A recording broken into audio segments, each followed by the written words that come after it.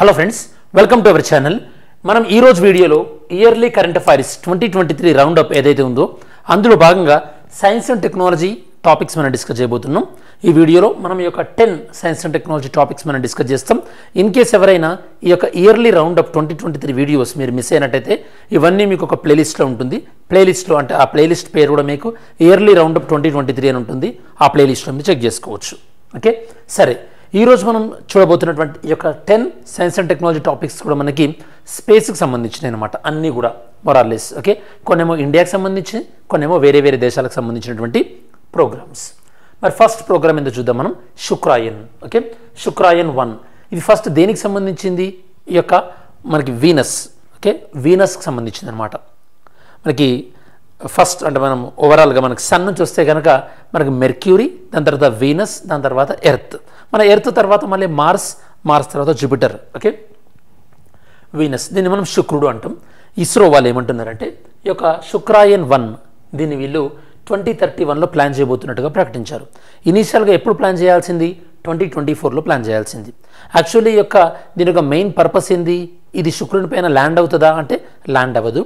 ఈ యొక్క శుక్రుని చుట్టూ ఈ యొక్క వీనస్ చుట్టూ కూడా తిరిగి ఈ యొక్క వీనస్ పైన అంటే వీనస్ చుట్టూ ఎలాంటి వాతావరణం ఉంది, దాంతోపాటు ఏమైనా వోల్కానిక్ ఎరప్షన్స్ ఏమైనా ఉన్నాయా, ఒకవేళ ఉంటే కనుక ఎలాంటి గ్యాసెస్ ఎమిషన్స్ జరుగుతున్నాయి, ఇలాంటివన్నీ కూడా ఆ ఇన్ఫర్మేషన్ క్యాప్చర్ చేసి మనకి ఇస్తారనమాట.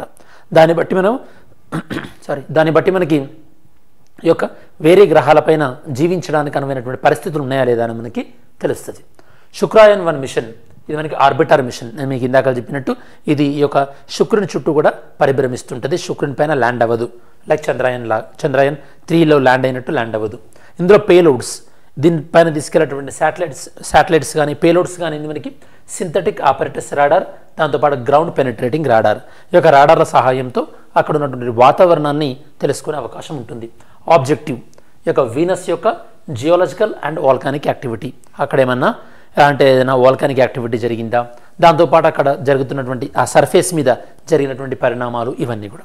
మరి దీన్ని లాంచ్ చేస్తున్నటువంటి లాంచ్ వెహికల్ ఏంది? జిఎస్ఎల్వి మార్క్ 2 అలానే జిఎస్ఎల్వి మార్క్ 3. దీని యొక్క ప్రధానమైనటువంటి సిగ్నిఫికెన్స్ ఏంది? దీనివల్ల మనకి ఎర్త్ లాంటి ఏదైనా జీవం అనుకూలమైనటువంటి ప్లానెట్స్ ఉన్నాయా లేదా అని తెలుస్తుంది, మీకు ఇందాక చెప్పినట్టు. Next second one, Aditya L1 mission. ఈ యొక్క ఆదిత్య L1 యొక్క ప్రధానమైనటువంటి ఉద్దేశం ఏంది? ఈ యొక్క సూర్యుడిని అబ్జర్వ్ చేయడానికి కోసం అని చెప్పేసి. సరే, మరి L1 అంటే లాగరేజ్ పాయింట్.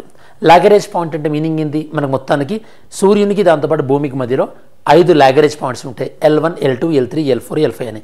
లాగరేజ్ పాయింట్స్ ఏంటంటే ఆ పాయింట్స్లో మనకి భూమి నుంచి ఉండేటటువంటి గురుత్వాకర్షణ శక్తి, సూర్యుని నుంచి ఉండేటటువంటి ఒక గురుత్వాకర్షణ శక్తి సిమిలర్ ఉంటుందన్నమాట. అంటే gravitational pull of the earth, gravitational pull of the sun అనేది నలిఫై అయిపోతాయి, న్యూట్రలైజ్ అయిపోతాయి. కాబట్టి అక్కడ మనం ఏదైనా సరే శాటిలైట్ని పంపించి అక్కడ మనం ప్లేస్ చేసినట్టయితే కనుక సూర్యుడిని చాలా క్లియర్గా చూడొచ్చు అక్కడ నుంచి. దాంతోపాటు చాలా తక్కువ ఫ్యూయల్తోని అక్కడ యొక్క శాటిలైట్ని మనం ఎస్టాబ్లిష్ చేయొచ్చు అనమాట. అందువల్ల ఈ యొక్క లాగరేజ్ 1 పాయింట్ అన్న దగ్గర మనం దీన్ని ప్లేస్ చేస్తున్నాం. ఆదిత్య L1. ఆదిత్య L1ని ఆల్రెడీ మనం లాంచ్ చేయడం జరిగింది. మరి ఆదిత్య L1 ద్వారా మనం ఏమేం ఈ యొక్క అబ్జర్వ్ చేయబోతున్నాం? ఈ యొక్క సూర్యునికి సంబంధించినటువంటి ఈ యొక్క సన్ నుంచి మనకి ఏదైతే కనుక సోలార్ మాస్ ఎజెక్షన్స్ అని చెప్పేసి, కరోనల్ మాస్ ఎజెక్షన్ అని, అంటే సన్ నుంచి రిలీజ్ అయ్యేటటువంటి ఒక హీట్ ఎనర్జీని, దాంతోపాటు మనకి సన్కి సంబంధించినటువంటి సన్ స్పాట్స్ కానీ, అలానే సన్ లేయర్లో ఉండేటటువంటి ఫోటోస్పియర్ గురించి, క్రోమోస్పియర్ గురించి, ఇలా మనం సూర్యునికి సంబంధించినటువంటి వివిధ విషయాలు మనం ఈ యొక్క ఆదిత్య L1 ద్వారా తెలుసుకుంటాం అనమాట. ఫర్దర్ డీటెయిల్స్ చూద్దాం. ఆదిత్య L1 దీన్ని మనము ఆల్రెడీ సక్సెస్ఫుల్గా లాంచ్ చేయడం జరిగింది. ఇది L1 పాయింట్ కూడా రీచ్ అయింది. మిషన్ ఆదిత్య L1 దీని పేరు. ప్రధానంగా మనకి సన్ యొక్క గ్యాస్ ప్యాటర్న్, అంటే ఎలా గ్యాసెస్ కాంపోజిషన్ చేంజ్ అవుతుంది, దాంతోపాటు వివిధ అంశాలు సూర్యుని గురించి మనం తెలుసుకుంటాం. దీన్ని లాంచ్ చేసింది ఎవరు? ఇస్రో వాళ్ళు లాంచ్ చేశారు. Launch vehicle PSLV XL. ఇది మనకి సోలార్ మిషన్. లాంచ్ చేసింది 2 September 2023. Mission budget 400 crores. Standing point Lagrange points దగ్గర ఇది ఉండబోతుంది అనమాట. దీనికి సంబంధించి ఈ మిషన్ ద్వారా మనం సూర్యునికి సంబంధించినటువంటి ఇన్ఫర్మేషన్ అంతా కూడా మనం చెక్ చేసుకోవచ్చు. ఓకే, నెక్స్ట్ మరి యొక్క సూర్యుని గురించే మనం ఎందుకు తెలుసుకోవాలి? ఎందుకంటే సూర్యుడు మనకి ఈ యొక్క ఎనర్జీ సోర్స్. సూర్యుడి నుంచి మనకు ఫోటోసింథసిస్ కానీ, వెదర్ కానీ, అలానే సూర్యుని నుంచి వచ్చేటటువంటి కొన్ని హీట్ రేడియేషన్ వల్ల, ఈవెన్ మ్యాగ్నెటిక్ రేడియేషన్ వల్ల, మ్యాగ్నెటిక్ ఎఫెక్ట్ వల్ల స్పేస్లో ఉండేటటువంటి కొన్ని శాటిలైట్ కూడా ఎఫెక్ట్ అయ్యేటటువంటి అవకాశం ఉంటుంది. లాగరేజ్ పాయింట్ అంటే ఏందో నేను మీకు ఆల్రెడీ ఎక్స్ప్లెయిన్ చేయడం జరిగింది.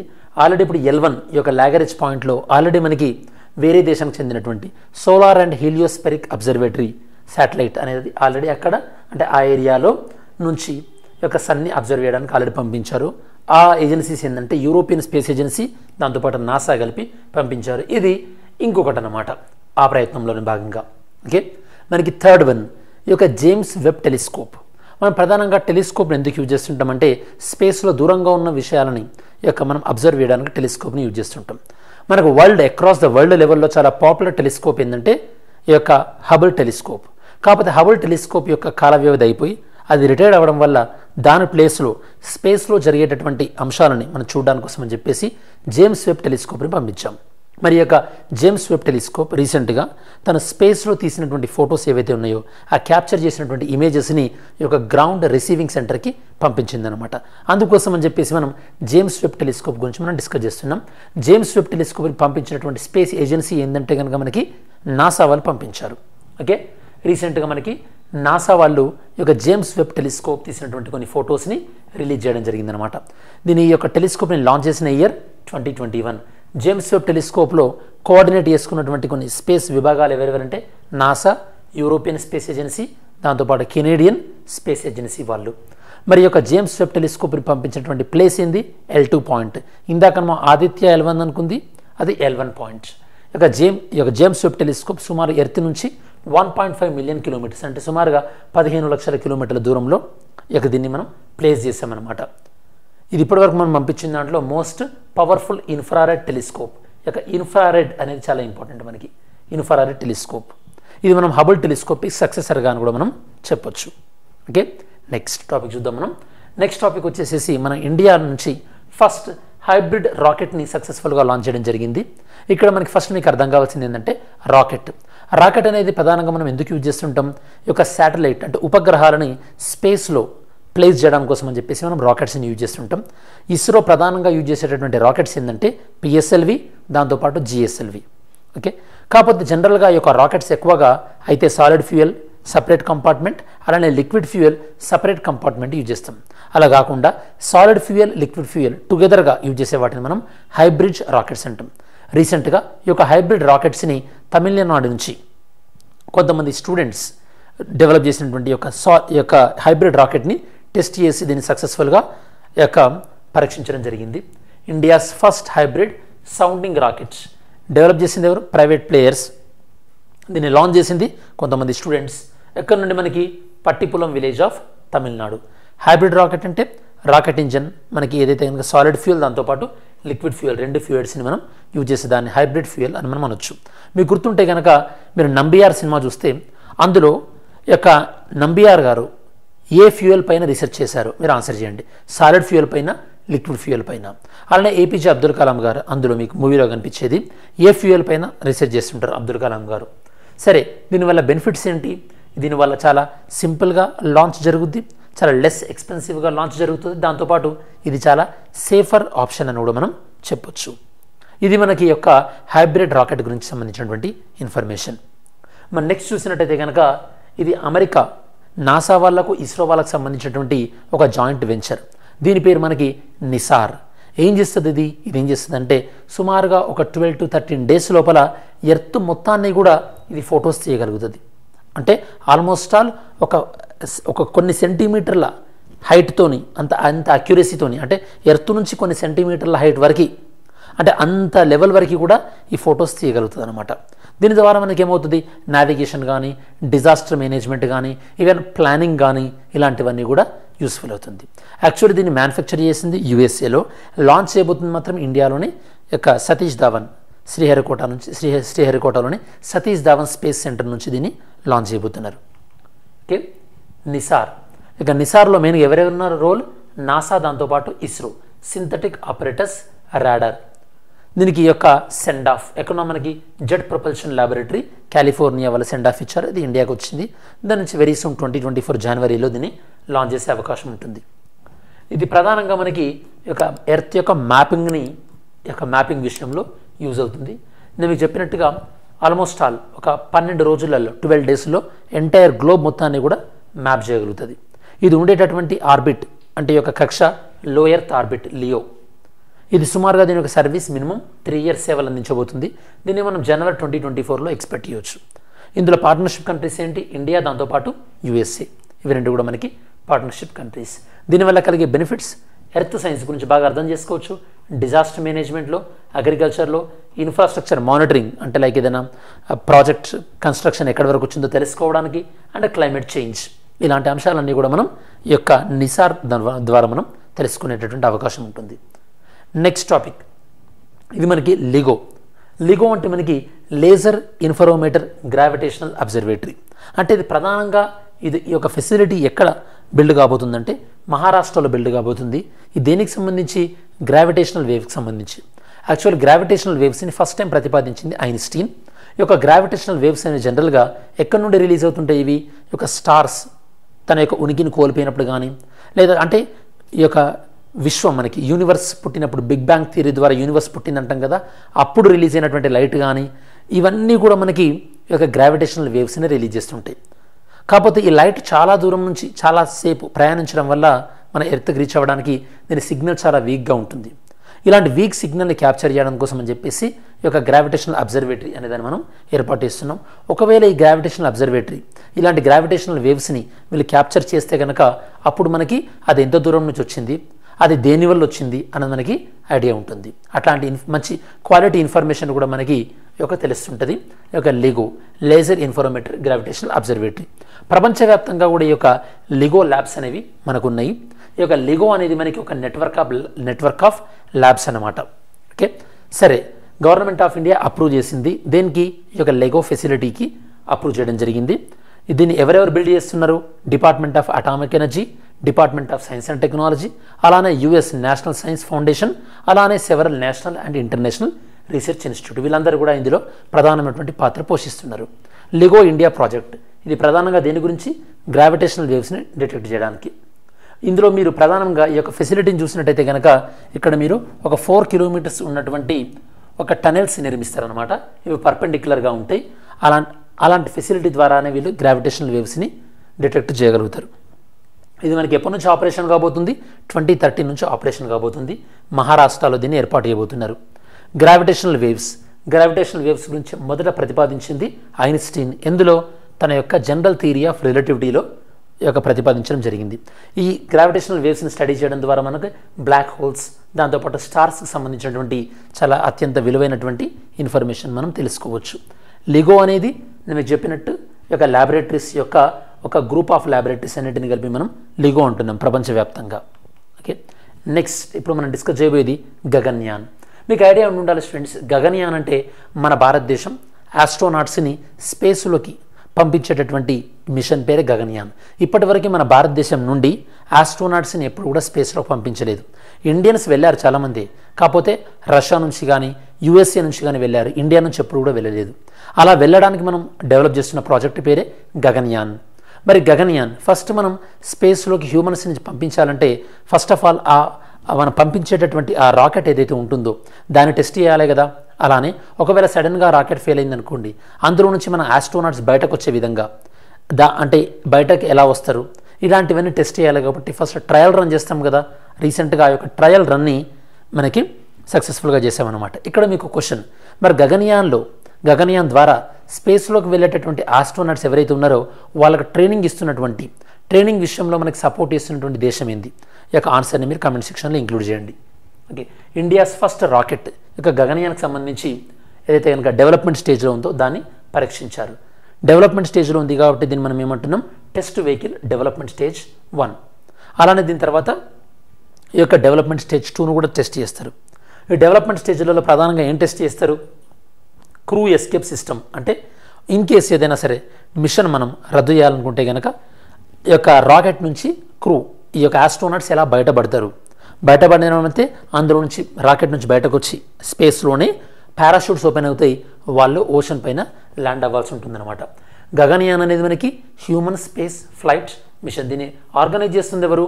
ఇస్రో వాళ్ళు ఆర్గనైజ్ చేస్తున్నారు. దీని యొక్క బడ్జెట్ వచ్చేసి మనకి 9023 crores. ఇందులో మనం యూజ్ చేసే లాంచ్ వెహికల్ GSLV Mark 3.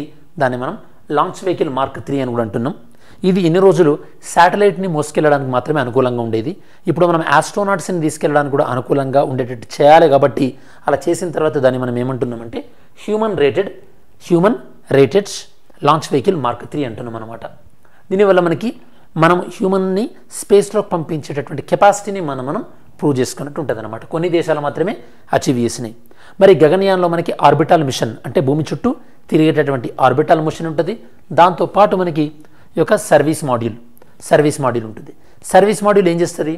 ఈ యొక్క సర్వీస్ మాడ్యూల్ ఒక ఆర్బిటాల్ ఏదైతే అంటే భూమి చుట్టూ తిరిగేటటువంటి ఈ యొక్క ఆస్ట్రోనాట్స్ తిరిగేటటువంటి మాడ్యూల్ ఉంటుంది కదా. మాడ్యూల్ ఇన్ ద సెన్స్ ఆ యొక్క వాహక నౌక ఉంటుంది కదా, దానికి కావాల్సినటువంటి ఎసెన్షియల్ సర్వీసెస్ అన్ని కూడా మనకి సర్వీస్ మాడ్యూల్ అనేది ప్రొవైడ్ చేస్తుంది అనమాట.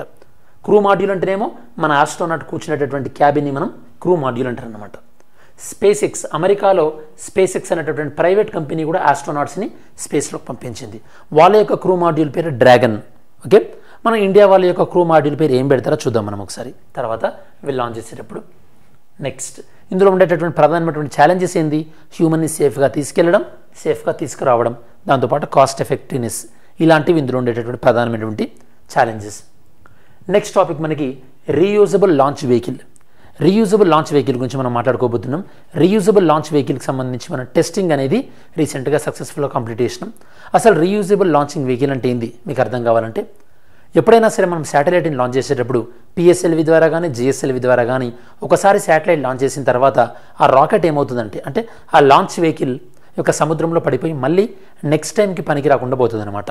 కాకపోతే ఈ యొక్క రీయూజబుల్ లాంచింగ్ వెహికల్ ద్వారా ఏం చేయొచ్చు అంటే మనం శాటిలైట్ని లాంచ్ చేసి ఆ శాటిలైట్ లాంచింగ్ వెహికల్ ఏదైతే ఉంటుందో ఆ సముద్రంలో పడిన తర్వాత మళ్ళీ దాన్ని సేకరించి దానికి కావాల్సినటువంటి చేంజెస్ చేసి మళ్ళీ మనం శాటిలైట్లు లాంచ్ చేసుకోవడానికి ఉపయోగించుకోవచ్చు. దీనివల్ల ఏమవుతుంది? దీనివల్ల మనకి ఈ యొక్క స్పేస్ లాంచ్ ఏదైతే ఉంటుందో అది చాలా కాస్ట్ ఎఫెక్టివ్గా ఉండేటటువంటి అవకాశం ఉంటుంది. సో రీసెంట్గా ఇస్రో సక్సెస్ఫుల్గా ఈ యొక్క రీయూజబుల్ లాంచ్ వెహికల్ అనే దాన్ని టెస్ట్ చేయడం జరిగింది. ఓకే, దీనివల్ల మనకి లో కాస్ట్ యాక్సెస్ టు స్పేస్ అనేది ఇంప్రూవ్ అవుతుంది. ఒకసారి ఈ టెస్ట్లన్నీ అయిపోయిన తర్వాత అప్పుడు మనం డెవలప్ చేసేటటువంటి ఫైనల్ ప్రోడక్ట్ని మనం ఏమంటామంటే ఇండియాస్ రీయూజబుల్ 2-stage ఆర్బిటాల్ అంటారు అనమాట. 2-stage orbital. దీనివల్ల మనకి లో కాస్ట్లో దాంతోపాటు ఈ యొక్క రిలయబుల్గా అవుతుంది మన ఇండియా అనేది. అంటే వేరే కంట్రీ వాళ్ళు యొక్క శాటిలైట్ లాంచ్ చేసుకునేటప్పుడు మన పైన ఎక్కువగా రిలయబుల్ ఉండేటటువంటి అవకాశం ఉంటుంది. నెక్స్ట్ మనం డిస్కస్ చేయబోయేది ఏంటంటే స్మాల్ శాటిలైట్ లాంచింగ్ వెహికల్. అంటే ప్రతిసారి కూడా మనం PSLV GSLV లాంచ్ చేయాలంటే చిన్న శాటిలైట్లు లాంచ్ చేయాల్సి వస్తుంది కొన్ని సందర్భాల్లో, చిన్న శాటిలైట్స్. అప్పుడు కూడా మనం PSLV GSLV యూజ్ చేయడం అనేది చాలా ఖర్చుతో కూడుకున్నటువంటి పని. దాంతోపాటు ఈ యొక్క PSLV రాకెట్ని అసెంబ్లింగ్ చేయాలంటే కొన్ని నెలలు పడుతుంది. మరి ఫర్ ఎగ్జాంపుల్ ఇప్పుడు సింగపూర్ వాళ్ళు కానీ అమెరికా వాళ్ళు కానీ మన భారతదేశానికి వచ్చి వాళ్ళ యొక్క చిన్న శాటిలైట్ ఉందనుకోండి, దాన్ని మనల్ని లాంచ్ చేయమని మనల్ని హెల్ప్ అడిగారు అనుకోండి, అప్పుడు మన దగ్గర ఏముండాలి? స్మాల్ శాటిలైట్ లాంచింగ్ వెహికల్ అనేవి ఉన్నాయనుకోండి, మనం వాళ్ళకి లాంచ్ చేసి ఇవ్వగలుగుతాం అనమాట. మరి ఒక స్మాల్ శాటిలైట్ లాంచింగ్ వెహికల్ని ఒక టీమ్ ఆఫ్ పీపుల్ ఒక 4-5 కలిసి ఒక 1 week 10 daysలో దీన్ని అసెంబుల్ చేయగలుగుతారు. అంటే అంత ఫాస్ట్గా పని అయిపోతుంది అనమాట. దీనివల్ల కూడా మనకి తక్కువ కాస్ట్లో చాలా ఫాస్ట్గా మనము ఈ యొక్క మైక్రో శాటిలైట్స్ని స్పేస్లో లాంచ్ చేయగలుగుతాం. దానివల్ల ఈ యొక్క స్పేస్ మార్కెట్లో మన ఇస్రో యొక్క అవకాశాలు కూడా మెరుగవుతాయని కూడా మనం చెప్పొచ్చు. రీసెంట్గా ఈ యొక్క ఇండియా స్మాల్ శాటిలైట్ లాంచింగ్ వెహికల్ని రెండవ అటెంప్ట్లో సక్సెస్ఫుల్గా ప్రయోగించింది. ఫస్ట్ అటెంప్ట్లో కొద్దిగా ఫెయిల్ అయింది, రెండో అటెంప్ట్లో మాత్రం సక్సెస్ఫుల్గా దీన్ని లాంచ్ చేయడం జరిగింది. Small satellite launching vehicle development stage 1 మనకి ఫెయిల్ అయింది, డెవలప్మెంటల్ స్టేజ్ 2 అది మనకి సక్సెస్ఫుల్ అయింది స్టూడెంట్స్. ఇది మనకి 3-stage లాంచ్ వెహికల్. ఇందులో మనకి 3 సాలిడ్ ప్రొపల్షన్ స్టేజెస్ ఉంటాయి.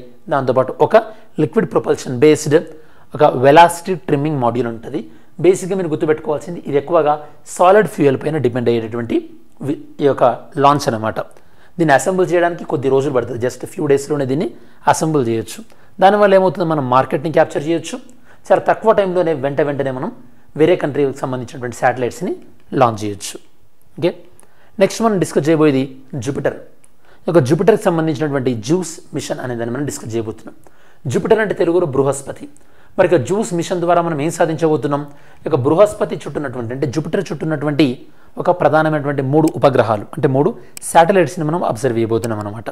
ఓకే, జూపిటర్ అనేది జూపిటర్ అనేది మనకి ఏంటంటే ఆస్ట్రాయిడ్ బెల్ట్ అంటే మనకు మార్స్కి జూపిటర్కి మధ్యలో ఆస్ట్రాయిడ్ బెల్ట్ ఉంటుంది కదా. ఆస్ట్రాయిడ్ బెల్ట్ తర్వాత అంటే జూపిటర్ నుంచి వీటన్నిటిని కూడా మనం గ్యాసియస్ ప్లానెట్ అంటాం. అంటే వాటి యొక్క వాతావరణంలో చాలా ఎక్కువ మొత్తంలో గ్యాసెస్ అనేవి ఉంటుంది అనమాట. అంటే మన ఎర్త్ వాతావరణం లాగా ఎర్త్ అట్మాస్ఫియర్ లాగా అంతా మనకి థిన్ అట్మాస్ఫియర్ అనేది ఉండదు, చాలా థిక్ అట్మాస్ఫియర్ అనేది ఉంటుంది. అన్నీ గుర్తుపెట్టుకోవాలి. రీసెంట్గా మనకి యూరోపియన్ స్పేస్ ఏజెన్సీ వాళ్ళు ఈ యొక్క జూపిటర్ ఐసీ మూన్ ఎక్స్ప్లోరేషన్ అంటే ఈ యొక్క జూపిటర్ యొక్క ఉపగ్రహాలు ఐస్తోని కూడుకున్నటువంటి ఏమేమి ఉంటాయి మనకి గనిమెడా, క్యాలిస్టో, దాంతోపాటు యూరోపా వీటిని ఎక్స్ప్లోర్ చేయడం కోసం అని చెప్పేసి వీళ్ళు దీన్ని లాంచ్ చేసే ఉద్దేశంలో ఉందని ప్రకటించారనమాట. ఇక్కడ మీకు ఈ శాటిలైట్స్ ఏవైతే ఉన్నాయో ఉపగ్రహాలు ఏవైతే ఉన్నాయో ఇది మనకి జూపిటర్కి సంబంధించింది అని మీరు గుర్తుపెట్టుకోవాలి.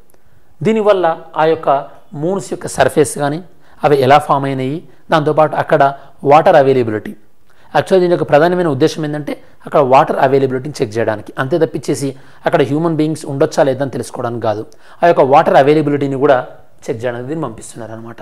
ఓకే, నెక్స్ట్ జూపిటర్ అనేది లార్జెస్ట్ ప్లానెట్ మనకి. దాంతోపాటు జూపిటర్ దగ్గర నుంచి జూపిటర్, సాటర్న్, యురేనస్, నెప్ట్యూన్ వీటన్నిటిని కూడా మనం గ్యాసియస్ ప్లానెట్ అంటాం. జూపిటర్కి ఎక్కువ మొత్తంలో ఆల్మోస్ట్ 75 కన్నా ఎక్కువగా ఈ యొక్క ఉపగ్రహాలు ఉన్నాయి జూపిటర్కి. ఇది మనకి ఈరోజు 10th టాపిక్. సరే, మనం లాస్ట్ టాపిక్ కూడా ఫినిష్ చేసుకున్నాం కాబట్టి ఎస్టర్డే వీడియో క్వశ్చన్స్ ఏంటో చూద్దాం. Which of the following city got first smart city nomination? ఇందులో ఫస్ట్ స్మార్ట్ సిటీ నామినేషన్ ఏ సిటీకి వచ్చింది? పుదుచ్చేరి ఆన్సర్. ఓకే, సరే, మరి ఈరోజు వీడియోలో క్వశ్చన్స్ ఏంటో చూద్దాం. First question, the Mangalyaan launched by ISRO. Mangalyaan ISRO launch చేసింది కదా, దానికి సంబంధించినటువంటి యొక్క ఏది రైట్ స్టేట్మెంట్, కరెక్ట్ స్టేట్మెంట్ ఏది? Next question, the experiment will employ a trio of spacecraft flying in formation in the shape of an equilateral triangle. Equilateral triangle లాగా ఈ యొక్క ఎక్స్పెరిమెంట్లో స్పేస్ క్రాఫ్ట్ను మనం లాంచ్ చేయబోతున్నాం. That has sides 1 million kilometre long అంటే దాని లెంత్ అనేది ఆల్మోస్ట్ ఒక 1 మిలియన్ కిలోమీటర్స్ ఉంటుంది with lasers shining in between the craft. The experiment in question refers to, ఈ డిస్క్రిప్షన్ అనేది ఏ ఎక్స్పెరిమెంట్కి ఇది అప్లికేబుల్ అవుతుంది, దేనికి సంబంధించింది? Next, recently scientist observe that the merger of giant black holes billions of light years away from the earth. అంటే ఎర్త్కు చాలా దూరంలో కొన్ని బ్లాక్ హోల్స్ కలిసినట్టుగా ఈ యొక్క మనకు సైంటిస్ట్ చెప్తున్నారు. What is the significance of this observation? ఈ అబ్జర్వేషన్ నుంచి మనం ఏం నేర్చుకోవచ్చు? ఇది ఈరోజు వీడియోలోని క్వశ్చన్స్. మనం వీడియో చివరిలోకి వచ్చేసాం కాబట్టి ఒకసారి మనం వీడియో బిగినింగ్లో మనం ఏమేమి టాపిక్స్ డిస్కస్ చేసుకున్నామో చూద్దాం. ఈరోజు వీడియోలో మెయిన్గా మనం ఈ యొక్క 10 టాపిక్స్ని మనం డిస్కస్ చేయడం జరిగింది. అండ్ ఇది మనకి ఓవరాల్గా ఇయర్లీ కరెంట్ అఫైర్స్ 2023 రౌండప్ ఏదైతే ఉందో దానికి సంబంధించి సైన్స్ అండ్ టెక్నాలజీ ఇష్యూస్ని మనం డిస్కస్ చేయడం జరిగింది చాలా సమగ్రంగా. ఇది స్టూడెంట్స్ మీకు ఓవరాల్గా. Thank you.